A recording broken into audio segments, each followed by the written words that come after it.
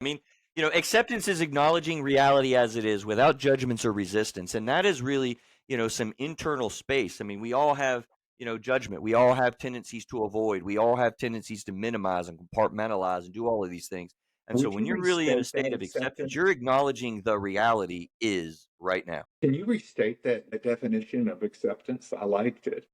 Acknowledging reality as it is without judgment or resistance. I mean, it's a simple idea to just accept the changes, but very complex when you get into the emotions of it.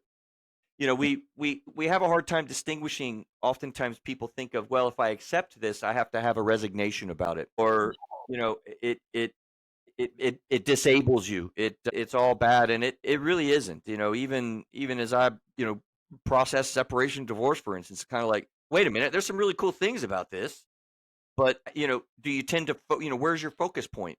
Do you tend to focus on mom's in the facility and she's not at home? Do you focus on John's not in the office, or we get to keep John working with him? There isn't necessarily a sense of resignation. It's accepting reality as it is, not judging it, not having resistance to it, not fighting, and getting into a place of serenity and peace with things. It's hard. So serenity is a key word, isn't it? Because I guess I struggle with resignation because I feel like, with the I'm resigned to this, but you're using it differently. It isn't. I mean, we still have agency. We still have, an influence in our life and whatnot. And I think that we tend to forget that. And again, it comes down to, what are we focusing on? How do we engage the reality that is around us? What about the charge or challenge of accepting a change when you might not even know something changed, Mm, yeah.